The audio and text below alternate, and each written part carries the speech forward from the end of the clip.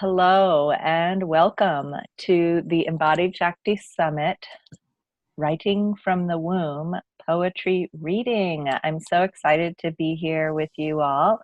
I'm Sama Morningstar, and we're going to start out with a little bit of introductions about who we are and what our relationship to writing from the womb and or womb poetry and or poetry writing in general might be. So I'll start. Like I said, I'm Sama Morningstar, and I've been writing, I think, poetry from the womb since I was 13 years old or longer. And I feel it was from because it started right around when I started menstruation or a couple of years thereafter. And I'll never forget the journal that someone gave me, someone who saw my need, gave me this beautiful sky blue journal with clouds and rainbows on all the pages. It was perfect. And I started out, of course, writing about all of my romantic crushes on different boys at the time. And I got bored of that very quickly and started writing more about my relationship with the divine. I'd grown up with Bible study and things like that. And so I just have been writing and writing and writing ever since. And I recently, this last year, published my first, this is not my first published book. I used to hand publish with homemade paper covers tied together with string, typed out on a manual typewriter. I would publish these little handmade poetry books that I would sell at the local newsstand when that was a thing. There was a place where you went, this was before the internet, when you went to get, newspapers and books at the local newsstand, and you could get a copy of my handmade books. In fact, I should have brought a copy of one of those. I think I have one around here from back then. But I had a whole book full of poems that with this title, Goddesses, Lovers, and Dreams, for like 15 years. And I'd submitted it to a publisher and they rejected me. And that was the end of that attempt to publish it. I'm not a big, keep submitting it to 100 times like you're supposed to and get rejected 100 times before. That's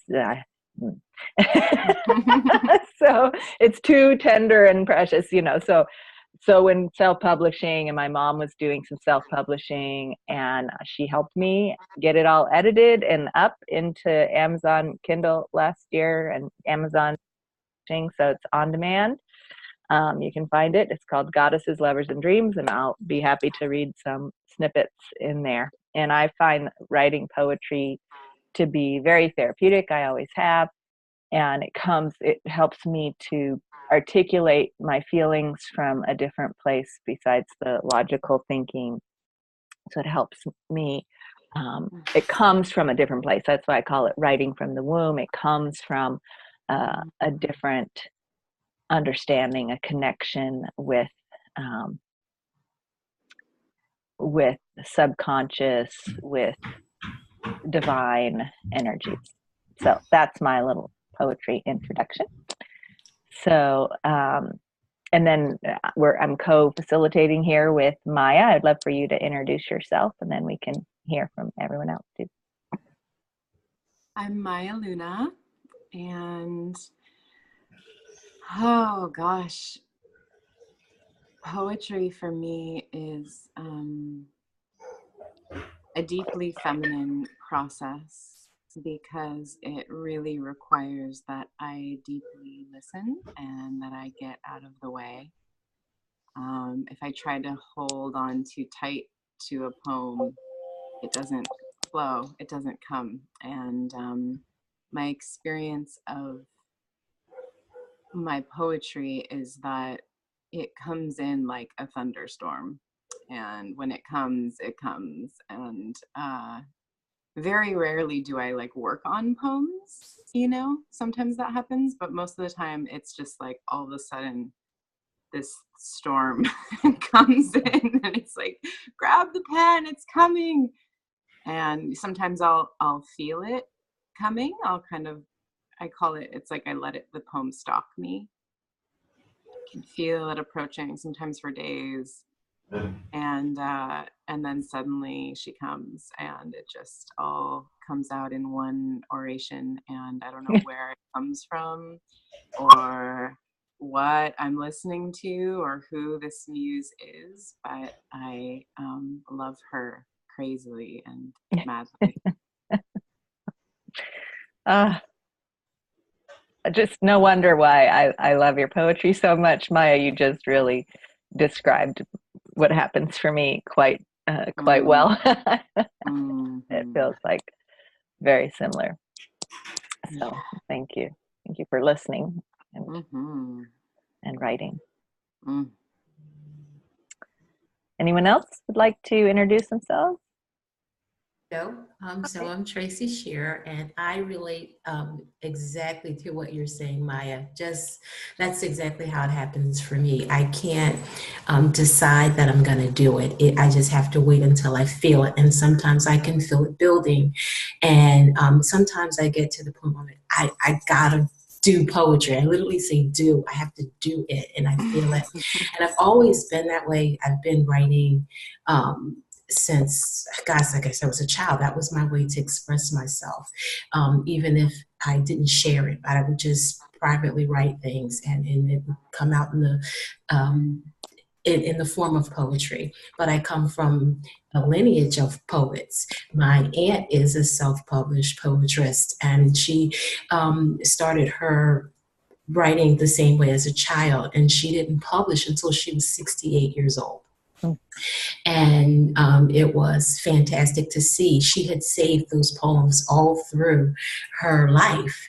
And so when you read her book, it's a story of her life. And my mother also used to write. And I never thought I had it the same way, but I do. It's just more of a communication and a sharing than it is anything else for me. It's just sometimes I share them, sometimes I don't, but it's just I feel it's how I express my feelings, I guess. That's the best way for me to describe it. And I have to do it when I feel that feeling. Come on. Thank you for coming and sharing with us, Tracy. All right. Anyone else? It's Tree Child. Oh, Tree Child. Then you'll go, Chaitanya. Okay. Yeah. Go ahead, Tree Child. I'm resonating with everything I hear. I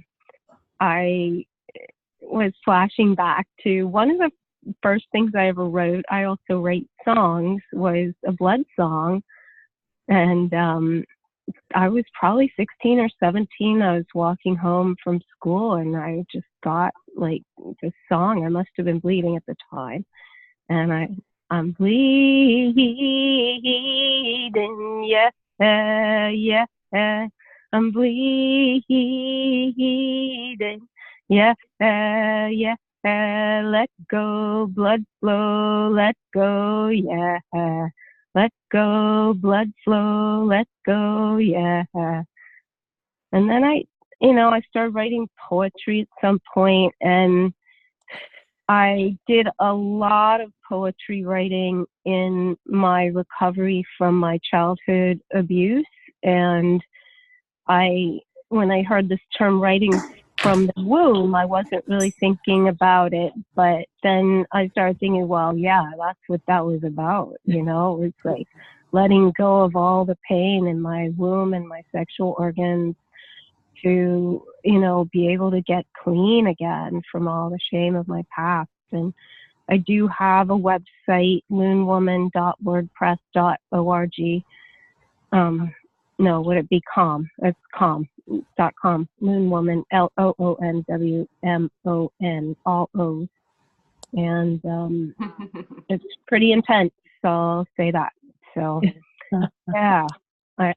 And, I guess I'll just wait and see what I feel inspired to share tonight. But I've got some pieces that have come to mind, and really excited to be here. Thank you. Thank you. Singing that song next time I bleed. I know. Let's go, blood flow. Thank you. Ah, Ah, okay, Chaitanya, you. okay. It's so heartwarming, isn't it? Mm. Yeah, I feel like I catch poems like how Maya said that she can feel them stalking her, like I can feel them when they're gonna drop too. And mine get, or the ones that I catch them when I'm bleeding, and I catch them also after I've done like really powerful sadhana. That's so if I'm like sitting in a doing some really powerful chanting or something, connecting with those goddess energies or whatever it is. If I've been to that really deep place, then I'm finished my practice, then I can feel like, whoa, there's a big one to catch coming, and then I catch it and I'm so blessed and amazed at what it tells me. It's just like, it's like a transmission into words of the energy that I've been sitting in. And yeah, so I just feel it's the most wondrous thing to catch a poem and to be amazed by the words in it and the profound wisdom in it, and know that that came through you, but perhaps it came from something so much wiser than what you could comprehend, you know, with your little human brain and stuff. It's like quite profound process. And yeah, so really happy to gather with all you beautiful women, and thanks for bringing us together. Yeah, and thank you, Maya, for saying yes to the inspiration that came to do this when we had our interview for the summit. And I said, let's do it. And she said, yes. So I wanted to also say, I forgot to share that I just released a spoken word poetry album, and I want to plug that. Yes, awesome. Awesome. So anyone who has links to books or a website or your album, what we can do is when we put the recording of this on the summit recording replay page, we can add those links underneath the video, so folks who are listening in later, and we can go and find them to look at people's books and websites and things like that. So awesome. So I want to start with I've been doing something called oracular poetry reading. So and Maya and I were discussing it before we got on, you know, a little earlier before everyone joined us, that's something that's really lovely to do if you have a poetry book, to just sort of say, okay, like picking an oracle card from a deck, you just flip through and say, what is the message for me today? Because we're all sort of sharing how it's coming from this otherwise place when we feel it coming. It's, you know, and so connecting with that, then reconnecting when we go back and read the poems, it feels very nourishing. So I'll just read an oracular poem to get us started, and then we can see who wants to read something next. So for us here at the Womb-Centered Healing Temple during the Embodied Shakti Summit here. Oh, what is the message that is for us today? Okay. This poem is called Self-Ringing Bell. This whole lump of longing that I placed on the side of the road, a bundle of hair on a decorated cross, a shrine to something I thought lost, now stands resurrected, breathless, faced with the recognition of your tears raining down on me, soothing my fears. I sigh with the relief of years of dissatisfaction, disappointment, shortness of breath. I surrender all to the center of the earth, giving myself to the expansion of this birth. For as you sit before me, promising honesty, my heart receives a day off work and rises effortlessly lifting me on chicken wings, complete with dissolving egg and self-ringing bell. I fly through all the pain, shining and ringing to tell of the love that we all deserve. So from the path of truth do not swerve, and this chalice will overflow, watering all seeds that we sow. The first fruit of our embrace is this lifting into grace of all the awkward tension, all the old suspicions, agonizing retentions, whose spurs did make us ride ever furious like the tide, never to come to rest until surprise we're side by side. Laughter overcomes the tears, the years, the fears. We begin our dance. The world disappears.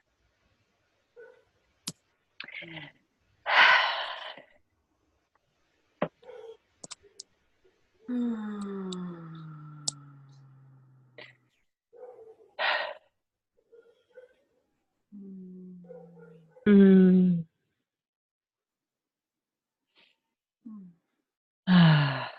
So beautiful. Thank you.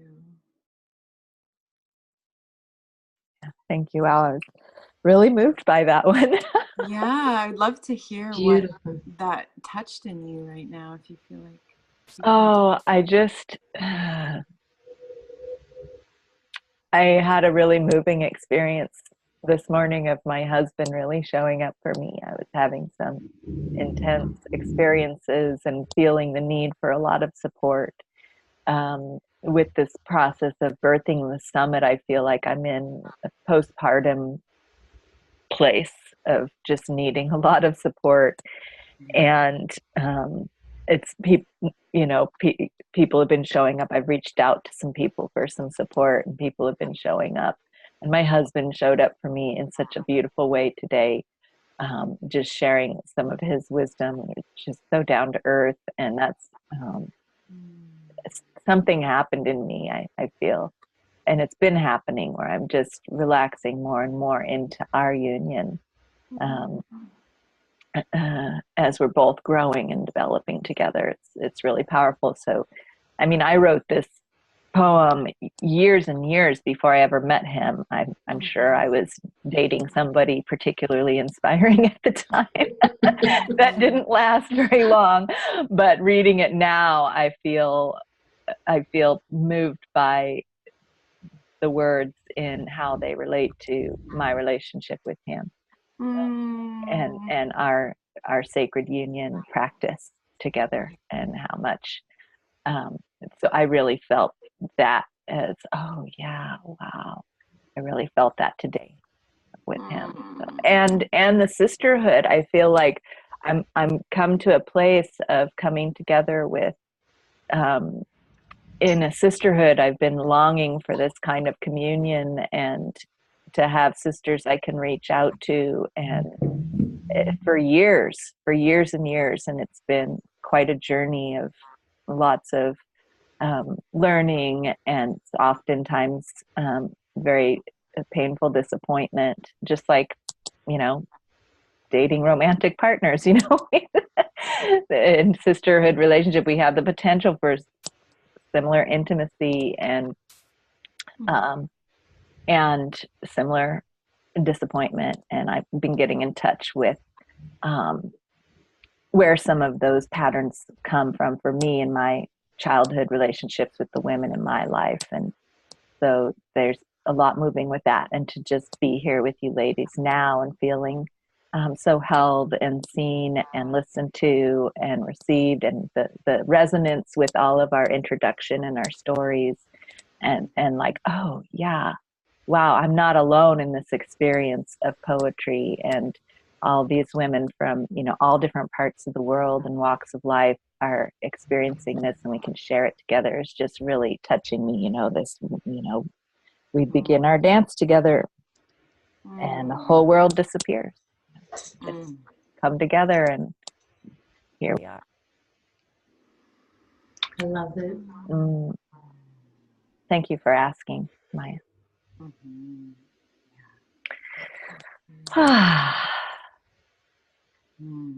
I know. I feel that, Summer. Mm, I feel that when you, it goes through me. mm. Yeah, and you know, part of me was a little nervous to just randomly flip through the book and you That know, was the message that was to be right. passed. And sometimes it's kind of weird, you know, like why are we reading this one right now when I do that? But that was like the perfect poem. It just had, of course, it's always is, but for this moment, it was like extra perfect, Mm. extra delicious. It was very, very moving for me. Ah. So, is anyone else feeling inspired to read something for us? Okay. Anyone want to go? What's that? I said, anyone else want to go?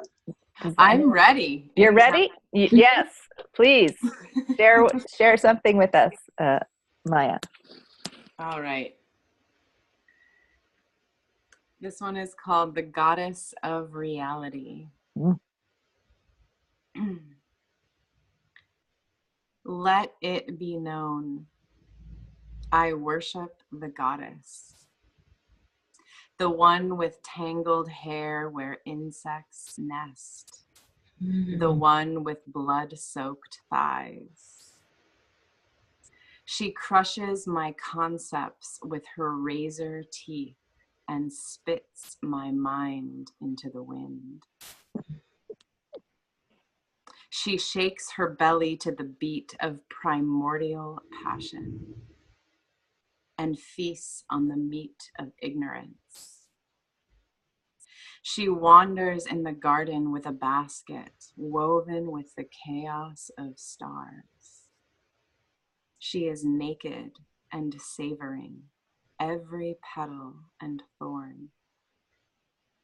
She churns the wheel of time and casts the seeds of manifestation without rhyme or reason.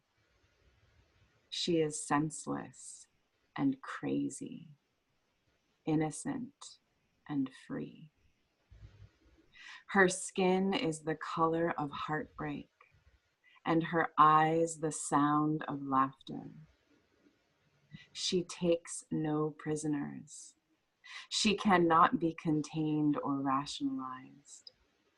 She will not conform to my ideas of what reality is or how things should be. Just when I think I have her under control, she takes me down. She will not be dominated. She always wins. She stomps to the beat and throws her hips. She is the prowl of the panther and the leaping deer of supreme delight. Her hair smells of tobacco and pine.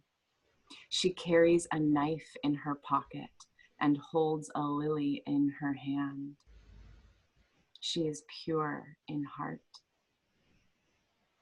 She is the darkness of thunder. She is the undercover agent of divine madness, whose ruthlessness is the compassion that severs my arrogance and undoes my separation, so that I may know her deeply and drink in the wild radiance of her holy mess. With all that I am, I submit to her. With all that I am, I prostrate before her insane beauty. She demands the death of all my control. When I am humble and true, she comes to me. Dance, she says. Why aren't you dancing? I surrender all reason. She will not be tamed. My submission is my devotion. I have tried to control her in 10,000 ways, tried to seduce her into my happiness. Yet she is the grace that smashes all hope and opens up the blessed wound of living. When I am exhausted and weary, she brings me to my knees. Her muddy feet are the altar of worship, the palace of freedom where joy is born. I love her, this feral beast woman, spinning chaos and tenderness with her fingertips, whose tongue speaks no meaning, whose laughter is the rose of shameless beauty, whose smile is the sword that slays all striving. To the one who can never be possessed or contained, I submit. To the one who is drenched in the nectar of love, to the one who demands nothing less, to the goddess of reality, I dance with her because there is nothing left to do.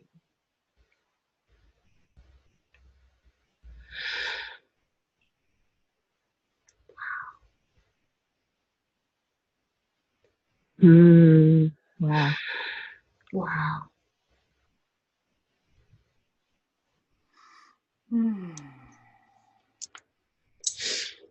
Whew.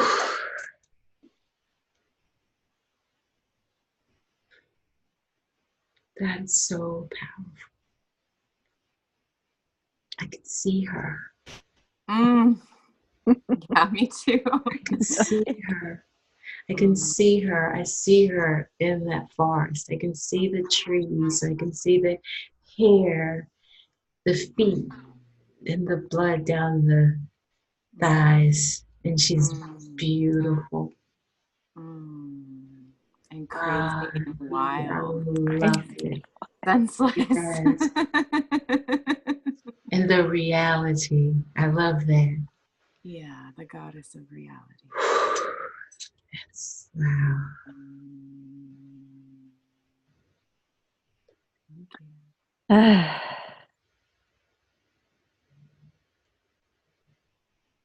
I Thank feel like you. that poem for me comes out of a place where inside of myself where I'm so, for whatever reason in this lifetime, I'm so acutely aware of not exactly the suffering, but like the way that we're not in control and life just, you know, as much as we want to think that we can like get it under control and have it go our way, it's so wild, you know. And it just, the like tumbling mystery that we can never quite, the groundlessness that we can never quite get a hold of, and to submit to that and fall in love with that and like prostrate before that is something that really deeply moves me. That quality of reality that can't ever be controlled. There's something really vulnerable in that, in admitting that, you know, that I find really beautiful. Yet powerful. Because reality is truth, and you can do all other sort of things to cover it up and hide it. And as my grandmother used to always say, what happens in the dark shall one day come to the light. And that's what reality is. So it's going to smash it with power. Yes, You just exactly. can't. No one gets out without a good spanking from the goddess of reality. Right. Oh, I loved it. I loved it. That was beautiful. Thank you. Yeah.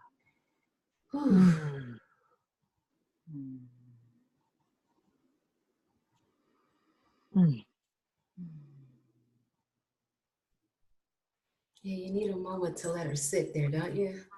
Let her sit at your heart for a moment.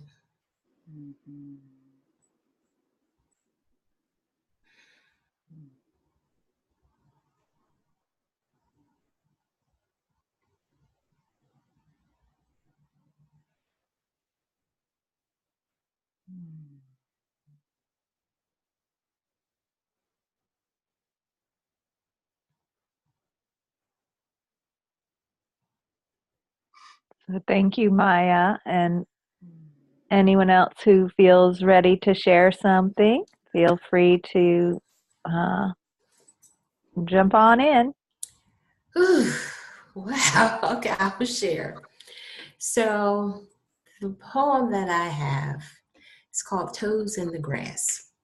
And I thought about the womb, and I wrote this one where I had been so wound up. I literally felt it, in the bottom of my stomach and the top of my womb. I was so stressed and just, I needed to just let it go. And I just felt it coming, as we spoke before, felt it coming. So it's short, but it was exactly what I needed to do. When I got done, I didn't feel that stress anymore. I didn't feel wound up anymore. And I felt the need to actually do what I wrote, and I did. So, Toes in the Grass. Toes in the grass, facing the sun, taking the time to come undone. Undone as in unwind, unwind as in unravel. Finding a free space to visit, to travel with literal physicality far or near, to travel with mind figuratively, visiting those most dear. Dear as in close to the heart as it creates a smile, allowing time to realize that not done in a while. A while of brief decadence to experience the present, a while of indulgence to grasp with great intent. Toes in the grass, face in the sun, taking the time to come undone. Undone as in limitless, limitless as in free, letting go of boundaries to sit, to just be. To be with positive vigor, who you really are. To be with positive splendor to propel you far. Far as in embracing the quiet silently. Silently as in appreciating the solitude. Using the gift to grow boundlessly with prosperous gratitude. A gratitude moment of solace in which to reflect and to savor. A gratitude moment to revel in all that you love and favor. Toes in the grass, face in the sun, taking the time to come undone. Undone as in silliness, silliness as in complete folly, comforting, rejuvenated with laughter, wit, and jolly. To experience jolly without a care nor embarrassment, to experience jolly without fear nor discernment. Discernment gone as judgment dissipates, relaxing with the clarity of knowing it's never too late. An opportunity to reconnect with your tribe, an opportunity to reestablish your true vibe. Toes in the grass, face in the sun, taking the time to come undone. Undone as in relinquish, relinquish as in release, exhaling with disappearance into your own inner peace. To meditate with full function, minus consternation, to meditate with full focus and with rededication. Rededication of renewal of your purpose, of what is germane and uniquely true. Accepting yourself as you emerge a spanking brand new and uniquely you. A new you, complete, refreshed, and founded. A new you, complete, beautiful, and grounded. Leaping up, toes strong in the grass, eyes open, face awash in the sun, soul valuing the time undone, refreshed and ready for what is next to come. Thank you. And when I got done, I literally walked outside walked away from my desk. I took off my shoes and I lay down in the grass with my feet and my face in the sun because I needed to unwind. And I lived my words at that moment. Living your words. And I no longer felt the windiness and the binding. I felt relaxed. When I was hearing you speak, I had such a sense of like this, like the poem was like this very motherly presence, like this wise mama, like, come on, like, I'm gonna show you how to how to do this. Like, come on, take my hand. This is how it goes. And I was so touched by that. It really, I thought, oh, I want to have a mama voice like that to tell me to put my toes in the grass and undone. And what do you mean by undone? This is what it is. And this is how we're going to do it. It felt so good to receive that. It was really like it touched a deep, like mama place in me. It's really nourishing. Thank you. It feels so beautiful how these poems are always feel like the medicine that I need when they come through, right? The healing message or clarity or picture or dream that's just the medicine, right medicine for right then. Then when we share it, we get to share that medicine. Yeah. Agreed.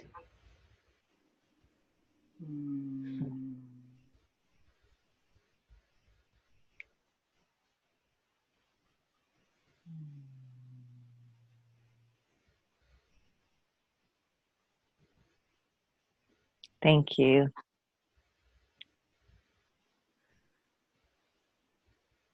So the invitation continues to be open. If anyone feels to share, then please jump on in. I think I'd like to share next, Summer. Lovely. Take a sip of water.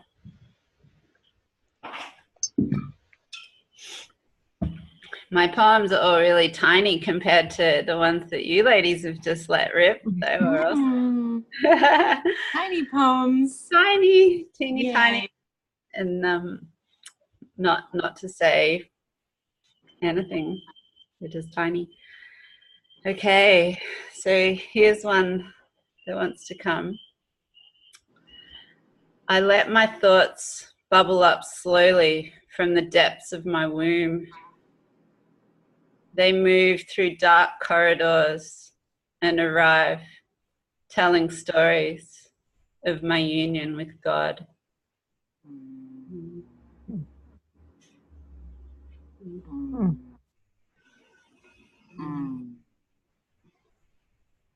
I love how they bubble up. So sweet. If you want to share a collection, you're welcome. Yeah, to. I'll flip through and share a few.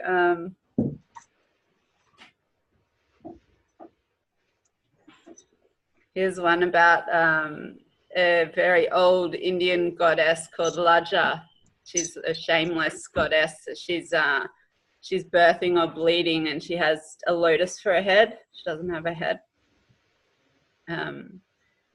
It goes dripping, dripping, spiraling song, unbound, unaware, birthing body, mind of stars.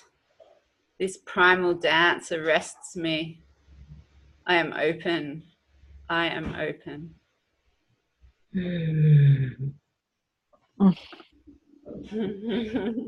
I like a picture of her. Oh. Oh, wow.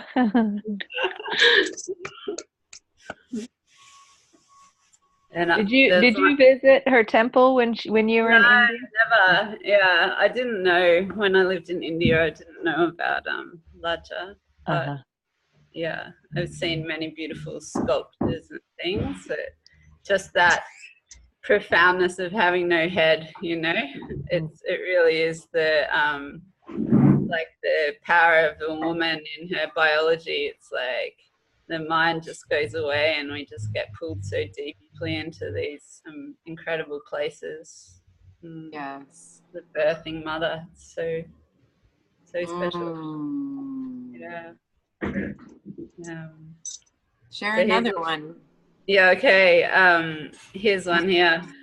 I kneel before this inky void, silent and still. Great mother of all, I fall into you, over and over, covered in the blood of life and death.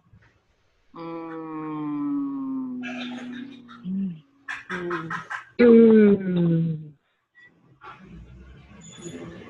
Here's the dump truck. It's okay. I felt protection in that last one. Yeah, totally. I feel safe to fall Yeah. in. Yeah. Yeah, that's what I got from that one. And that's important. As we get older, we tend to forget that we need that too, right?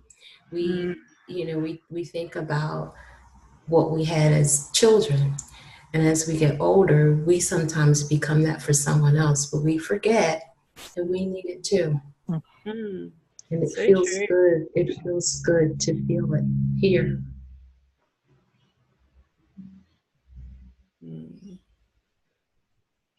Okay, I'll do one last one from the period collection.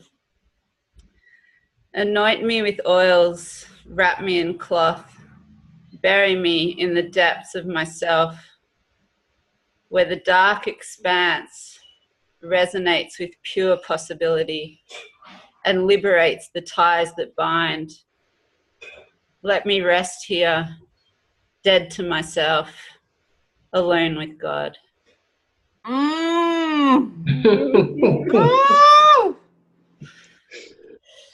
Ooh, I know that feeling. Like you just described something I know so intimately. Wow. Yeah. It's wow. Yeah. Straight from the blood. Mm-hmm. Wow. I feel like I read that one before. Did you post it recently, Chaitanya? Maybe. Yeah. I've been posting them here and there. Yeah. Yeah, I felt that when you posted it. I'm sure.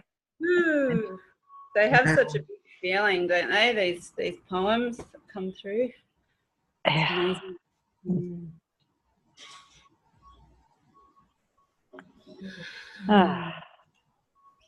Thank you. Thank you.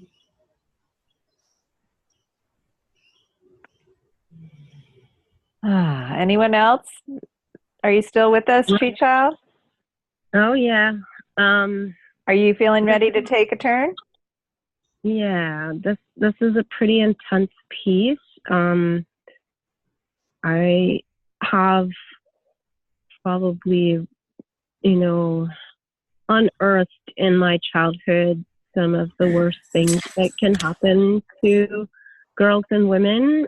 So I'll just say that there might be some triggers in here. And also preface it with Walking with Our Sisters is a ceremonial piece that was traveling around Canada a couple years ago in honor of the missing and murdered Indigenous women. And it just took me back to women that I had seen murdered in my childhood. So, can you excuse me? The dog wants in. That'll make it easier.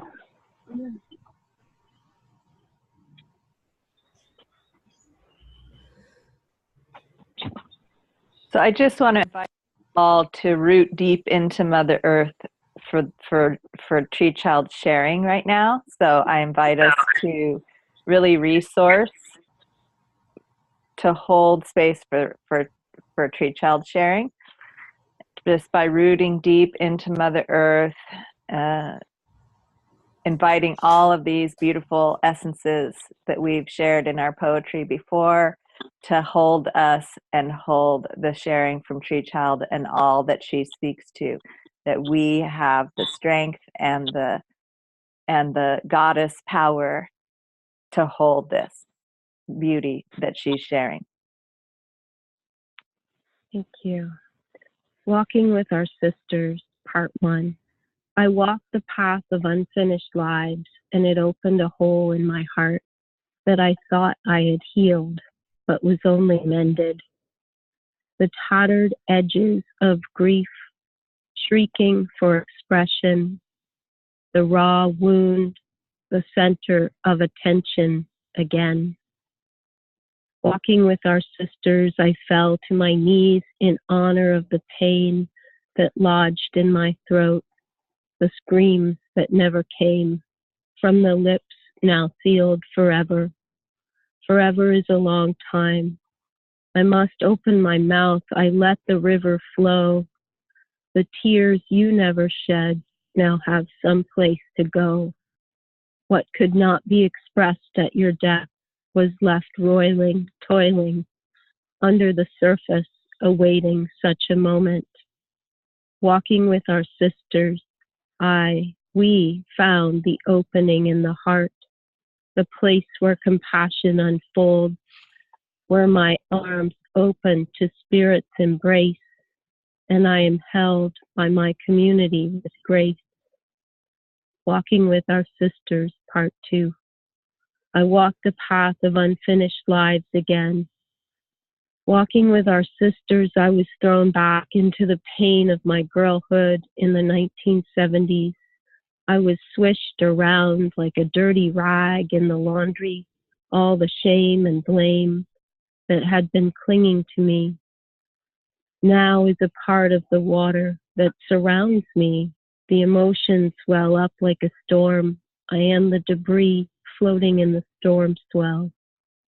What do I do to become alive now? How do I become me again? I will try. I am the swelling water full of shame. How do I use the water to cleanse my soul? Please, I feel all worn out. Walking with Our Sisters has given the spirits a place to safely go. Is it any wonder I want to go with them? I want to be on the other side, at least the other side of this shame that I've carried for so many years. Walking with Our Sisters, please, spirits, take me by the hand. Teach me what I need to know to be human once again. Teach me how to walk in this world without you. Teach me how to be here knowing you are there. The survivor guilt is sometimes too much to bear. How can I claw my way out of this washtub full of dirty water and the tears of unfinished lives? I want to believe I have a right to be here. Why is it my privilege to have survived? I am washed up on the beach now, tossed and turned by the waves. Those waves have smoothed my edges. Will someone appreciate this gray beauty? Driftwood battered by the rocks, soaked in the salt water of rivers of tears.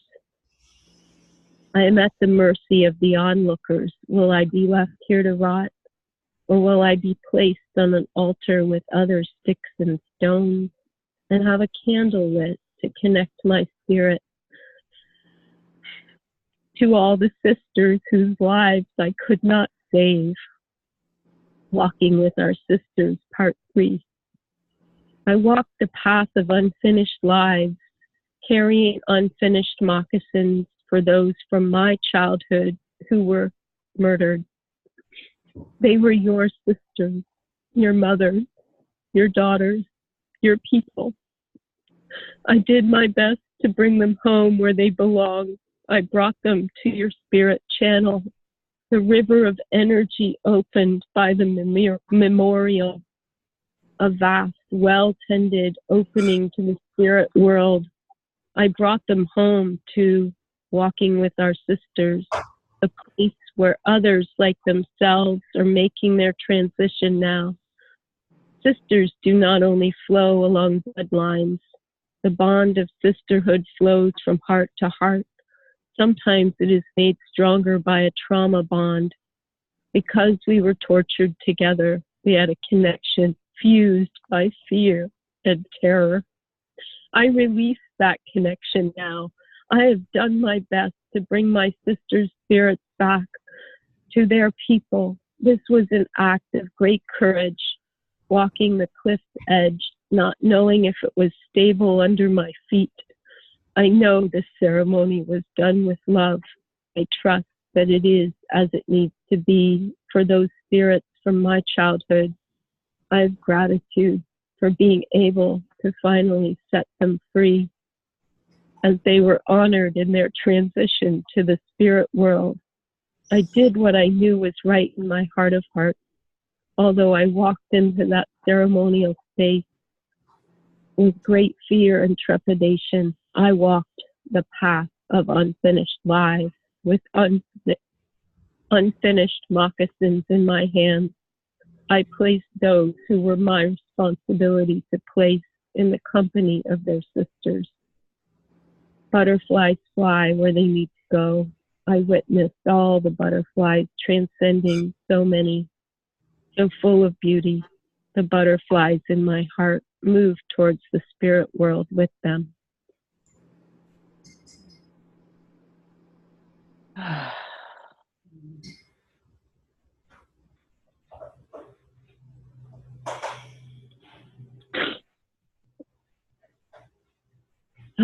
Tears. I'm sharing your tears too, my dear. Thank you. So one thing I'd like to say, you didn't know the purpose. You didn't know why. You were washed though in the water. The edges were round and smooth. And that was the purpose. Your purpose was to be the voice. You're bringing them to us today. And that is, it's so beautiful. Thank you. It is so beautiful. And I felt the heaviness at the beginning. I felt the pain. I felt the insecurity and the not knowing. But I also felt the transition, that even though you had your own fear and your own trepidation, you still carried the moccasins, you still brought the voice, you still persevered, and you still did it. And you're sharing it with us, and you're not letting those voices be quieted. And I hear every opportunity you get, you speak it. Thank you. Yes. I feel it, and I'm glad, because now we can speak it too. You don't have to carry that burden alone. You get to share that. So we can help share too. And thank you. Thank you. Thank you.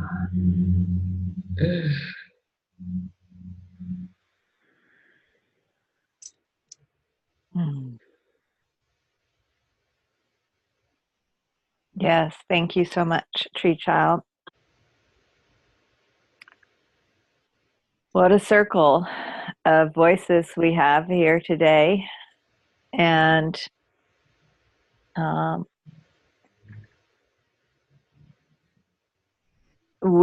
it's been an hour now since we started. And I wanted to open the space. If we wanted to do another round, we can, or if we feel complete, we can complete. How is everyone feeling? I feel complete. I feel light in whew, I don't know what else to say. I feel just phenomenal. I hope that you feel the same. Yeah, me too. I feel really full of medicine, and just like all the poems are kind of working on me, doing their little poetry magic. Mm. I also feel complete too. Beautiful. Thank you. It was very, very full. I wonder if we want to end with a prayer of some kind. Yes. Do you have a prayer for us? Oh. I mean, I could have one, but if anyone else has one, they can. It's actually coming to me to share a song. Yeah. And to this song came to me by an ancestor who's actually been really guiding the creation of this summit in a lot of ways. And at the opening ceremony, I was talking to Melina, and I realized, oh, I'm probably going to need to share this song at some point. So perhaps that's the prayer that we close this circle with. Perfect. See if I can. We'll see if I remember all the words. Well, I call upon my ancestor Ruby to remind me the words of the song. Well, just don't blame anybody else if your dreams don't come true. Just don't blame anybody else, 'cause it's all up to you. Well, I ain't gonna let nobody take my happiness away. 'Cause if I'm ever gonna be happy, it better start today. It takes a strong soul to stand up tall. It takes a loose spine to twist through time. It takes a gentle hand to understand. We're here together on this land. Well, if you stand on the corner crying and people pass you by, they just couldn't see you through the tears in their own eyes. It's all about believing you can do most anything. Trust yourself and you will find you've grown a pair of wings. It takes a strong soul to stand up tall. It takes a loose spine to twist through time. It takes a gentle hand to understand. We're here together on this land. We're here together on this land. Well, if you could ever walk 100 miles in my shoes, then you'd finally know just why I like to sing the blues.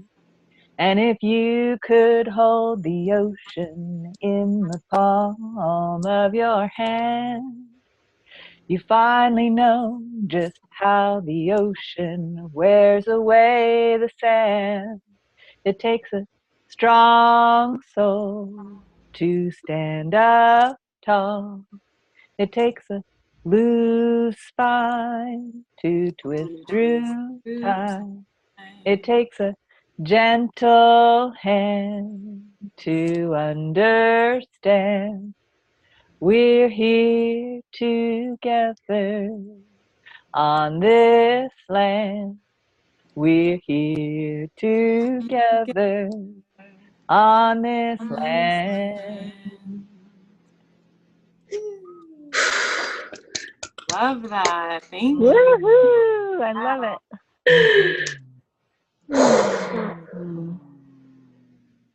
Oh, this has been precious. Thank you. Very nourishing. Thank you. Absolutely. I think I'll be floating for the rest. Yes.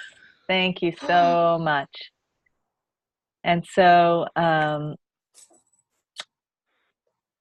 those of you who are watching the replay, you can find our links, everyone's links to books and albums and ways to connect. We'll post those on the page too.